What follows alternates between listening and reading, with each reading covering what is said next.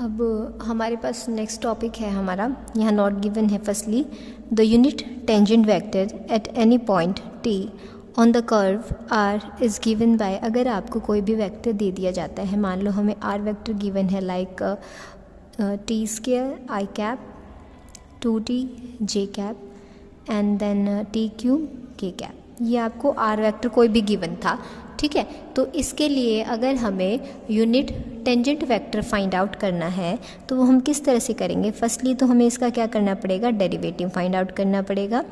Derivative की जो भी वैल्यू रहेगी आपको उसको न्यूमरेटर में रखना है, और जो डेरिवेटिव की वैल्यू आ जाएगी उसके बाद उसका क्या करना है, हमें मॉडुलस फाइंड आउट करना है, ठीक है। अब मान लो हमारे पास इक्वेशन आ जाती है, इसको डेरिवेट करने के बाद यहाँ क्या होगा 2t आई कैप, यहाँ हो जाएगा 2j कैप, यहाँ हो जाएगा 3t स्क्वायर k कैप। इसका डेरिवेशन कर दिया हमने, ठीक है। अब इसके बाद क्या करना है, मॉडुलस फाइंड आउट करना है। मॉडुलस फाइंड आउट करने के लिए क्या करना पड़ता है, आई कैप का जो कंपोनेंट होता है उसका स्क्वायर प्लस में j कैप के कंपोनेंट का स्क्वायर प्लस में k कैप के कंपोनेंट का स्क्वायर, ठीक है। और ये किस में चल जाता है, अंडर रूट में।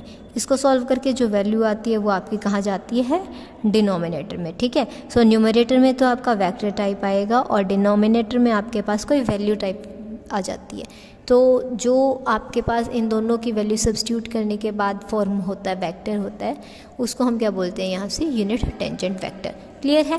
किसी भी अगर एग्जांपल में आपको बोल दिया जाता है आपको फाइंड आउट करना है यूनिट टेंजेंट वेक्टर, तो आप वहाँ पे पोजीशन वेक्टर देखेंगे आप क्या गिवन है, कैसे गिवन है। अगर आपको गिवन है x y एंड z की समथिंग वैल्यूज़ गिवन है तो उनकी हेल्प से फर्स्टली हम क्या बनाएंगे, हमारा पोजीशन वेक्टर। वो किस तरह से रहेगा, x i cap y j cap z k cap, इस फॉर्म में हमारा वो पोजीशन वेक्टर की फॉर्मेशन कर लेंगे हम। फिर वहाँ से हमें उसका फर्स्ट डेरिवेटिव और डेरिवेटिव का क्या फाइंड आउट करना है, मॉडुलस। क्लियर है। अब फर्स्ट हमारे पास क्या है, डेफिनेशन, वेलोसिटी।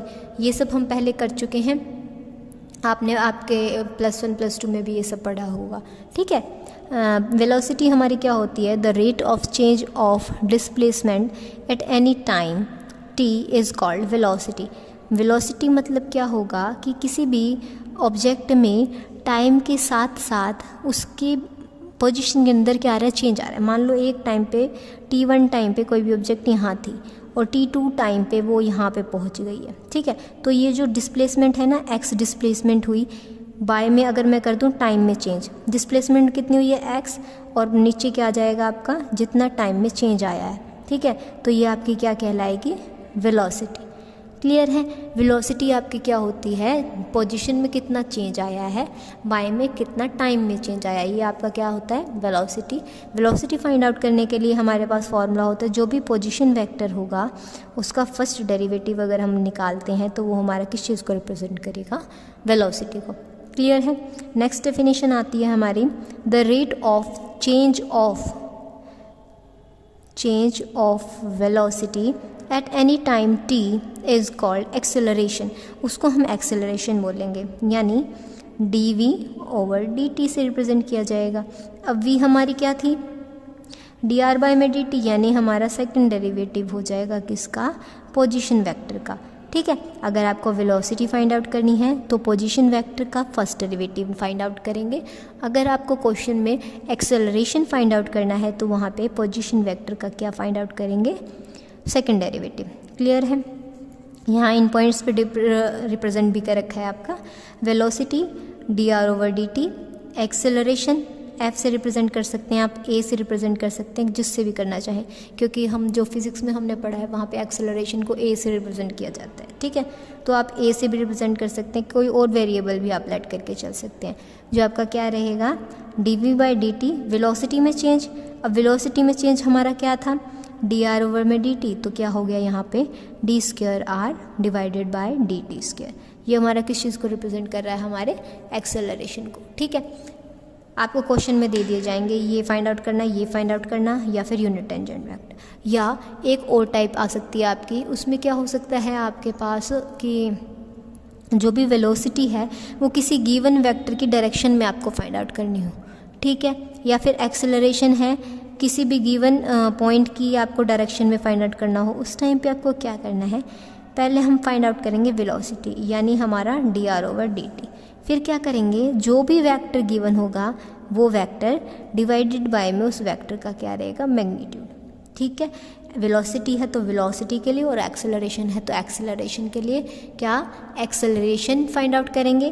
किस फॉर्मूले से, इस फॉर्मूले से हमारे मल्टीप्लाई में हो जाएगा जो गिवन वेक्टर होगा जिसकी डायरेक्शन में फाइंड आउट करना है एंड डिवाइडेड बाय में उस वेक्टर का मैग्नीट्यूड आ जाएगा। ठीक है, एग्जांपल्स करेंगे, उसकी हेल्प से आपको ये सभी पॉइंट्स अच्छी तरह से क्लियर हो जाएंगे।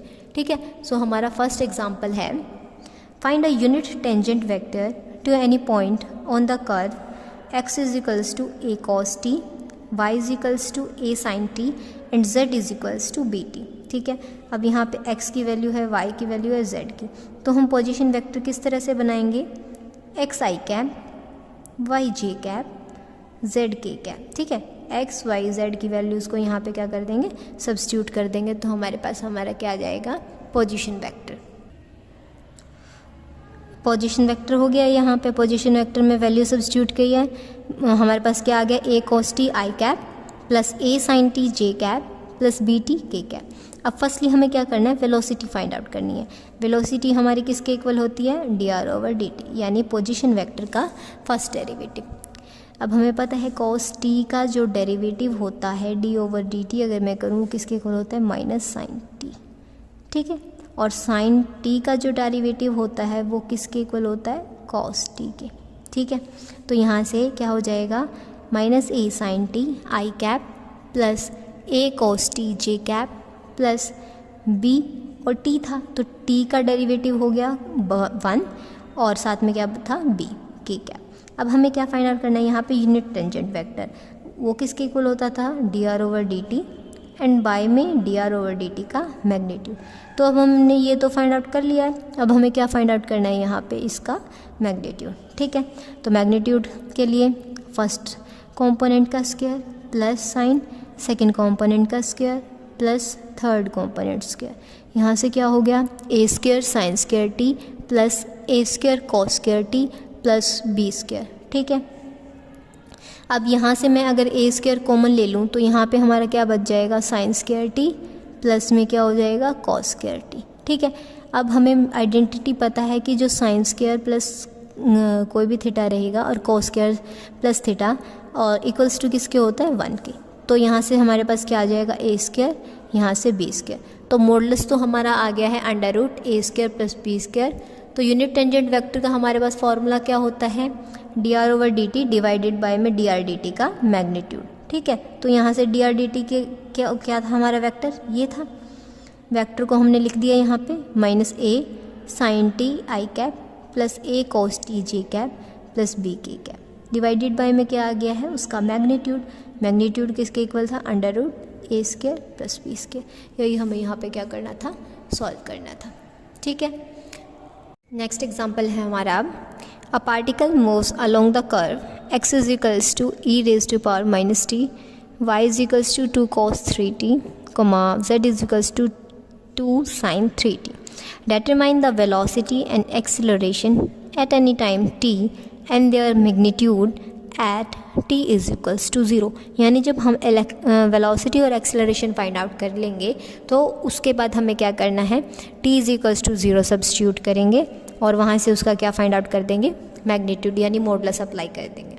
ठीक है, इन direction of a given vector, और फिर क्या है, वही वेलोसिटी और एक्सेलरेशन जो गिवन वेक्टर है उसकी डायरेक्शन में भी हमें फाइंड आउट करना है। ठीक है, वो गिवन वेक्टर हमने लेट कर लिया है आई cap plus j cap N plus के कैप, ये वो गिवन वेक्टर है। ठीक है, पहले तो हम क्या करेंगे, यहाँ से वेलोसिटी और एक्सेलरेशन को फाइंड आउट कर लेंगे, वही पोजीशन वेक्टर की फॉर्मेशन करेंगे। Position vector is equals to x i cap plus y j cap plus z k cap. ठीक है, तो यहाँ से x की, y की और z की वैल्यूज़ को सब्स्टिट्यूट कर देंगे, क्या हो जाएगा, e raise to power minus t i cap plus 2 cos 3t j cap plus 2 sin 3t k cap. ठीक है, वेलोसिटी और एक्सेलरेशन निकालेंगे। वेलोसिटी को क्या करना पड़ेगा, निकालने के लिए इसका फर्स्ट डेरिवेटिव, इसका डेरिवेटिव क्या होगा, एज इट इज़ होता है ये फंक्शन, फिर इस वेरिएबल का करते हैं, उसका क्या आ जाएगा -1। आई कैप माइनस साइन के साथ, क्योंकि कोस का क्या होता है माइनस साइन, इसलिए माइनस 6 साइन 3t जे कैप। कोस 3t का डेरिवेटिव क्या हो जाएगा, पहले तो हो जाएगा साइन नेगेटिव साइन के साथ 3t, फिर इस एंगल का डेरिवेटिव, इस एंगल का डेरिवेटिव क्या हो जाएगा 3, तो 3 इंटू 2 क्या हो गया 6, और साथ में क्या आ गया नेगेटिव साइन, फिर साइन 3t जे कैप प्लस, अब सिमिलरली इसका हो गया 2 एज इट इज़ रहा, साइन 3t का क्या हो गया कोस 3t, फिर 3t का डेरिवेटिव वो क्या आ गया 3, तो 3 2 जा 6 कोस 3t के कैप। ठीक है, तो ये आ गई हमारी वेलोसिटी। अब इसके बाद फाइंड आउट करना है हमें एक्सेलरेशन। एक्सेलरेशन क्या रहेगा, इसका क्या करेंगे, एक बार और derivative e minus t, negative sine एक बार तो था, एक बार और आ जाएगा, यानी -1 का स्क्वायर हो गया, तो वो क्या बन जाएगा +1 आई कैप।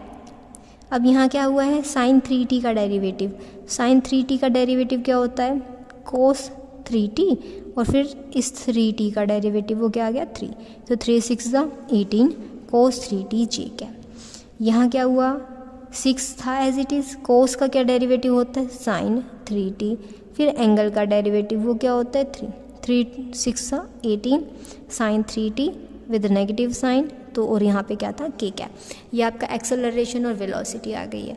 अब हमें क्या फाइंड आउट करना है मैग्नीट्यूड, कहाँ पे t = 0 पे। मैग्नीट्यूड अप्लाई किया, अंडर रूट आई कैप का component minus e⁻⁻t whole square, यहाँ क्या है 6 साइन 3t का स्क्वायर हो जाएगा 36 साइन स्क्वायर 3t, प्लस में क्या हो जाएगा 36 कॉस स्क्वायर 3t। ठीक है, तो अब ये क्या है वही sine square plus cos square, तो इन दोनों में से कॉमन 36 आ जाएगा, यहाँ क्या बच जाएगा साइन स्क्वायर 3t प्लस में कॉस स्क्वायर 3t। ठीक है, यहाँ से ये एज इट इज़ रहेगा 2t, इसकी ये किसके इक्वल हो जाता है 1 के इक्वल होता है, हमने पीछे वाले एग्जाम्पल में भी किया था। थीटा आपका कुछ भी हो उससे कोई फ़र्क नहीं पड़ेगा, बस साइन के स्क्वायर में होनी चाहिए वैल्यू और कॉस स्क्वायर बीच में होना चाहिए पॉजिटिव साइन, वो हमेशा किसके इक्वल रहेगा 1 के इक्वल। तो वहाँ से क्या आ गया 36 कॉमन आ गया, तो यहाँ अंडर रूट में रहा आपके पास e-2t प्लस में 36। अब हमें मैग्नीट्यूड कब निकालना है t = 0 पे, इसमें वैल्यू सब्स्टिट्यूट की e की पावर में 0 प्लस में 36। किसी भी वेरिएबल की किसी भी चीज़ की पावर अगर 0 हो जाती है वो किसके इक्वल होता है 1 प्लस में 36, यहाँ से क्या आ जाएगा अंडर रूट 37। तो मैग्नीट्यूड वेलोसिटी का कितना आ गया अंडर रूट 37। इसके बाद हमें क्या निकालना है एक्सेलरेशन का मैग्नीट्यूड फाइंड आउट करना है t = 0 पे। ठीक है, तो हमारे पास जो फैक्टर्स थे उनका क्या करना है, फर्स्ट फैक्टर का स्क्वायर प्लस में नेक्स्ट फैक्टर का स्क्वायर कर दिया, प्लस में के कैप के जो कंपोनेंट था उसका स्क्वायर। अब यहाँ से ये 324 कॉमन आ जाएगा दोनों में से, यहाँ क्या बच गया cos square 3t plus sine square 3t, ये हमारा किसके इक्वल 1 के इक्वल, तो यहाँ से आ गया। और ये क्या हो जाएगा फिर से e की पावर में 0, वो किसके इक्वल होता है 1, तो 1 प्लस में 324 इक्वल हो गया अंडर रूट 325। अब हमने मैग्नीट्यूड्स फाइंड आउट कर दिए। अब इस एग्जांपल में हमें क्या फाइंड आउट करना है वेलोसिटी का कंपोनेंट फाइंड आउट करना है गिवन वेक्टर की डायरेक्शन में, और सिमिलरली एक्सेलरेशन का कंपोनेंट फाइंड आउट करना है गिवन वेक्टर की डायरेक्शन में। ठीक है, तो इसके लिए हम क्या करना पड़ेगा हमें dr/dt। ए कैप किस चीज़ को रिप्रेजेंट कर रहा है, यहाँ ए कैप आपका यहाँ रिप्रेजेंट कर रहा है वो वेक्टर खुद आ जाएगा, ए कैप इक्वल होगा वेक्टर बाय में वेक्टर का मैग्नीट्यूड। ठीक है, तो ये पहले तो वेलोसिटी वाली वैल्यू हमने पुट कर दी, फिर वेक्टर था जो आई कैप जे कैप के कैप डिवाइडेड बाय में इसका मैग्नीट्यूड। मैग्नीट्यूड कैसे निकालते हैं, आई कैप का कंपोनेंट का स्क्वायर, जे कैप के कंपोनेंट का स्क्वायर, के कैप के कंपोनेंट का स्क्वायर, तो 1 + 1 + 1 हो गया जो कि आ गया अंडर रूट 3। ये हमने यहाँ पुट कर दिया।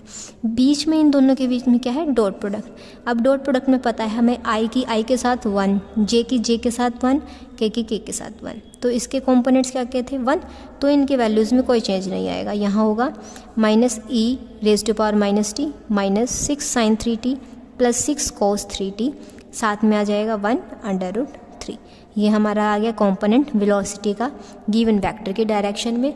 सिमिलरली यहाँ पे क्या हो जाएगा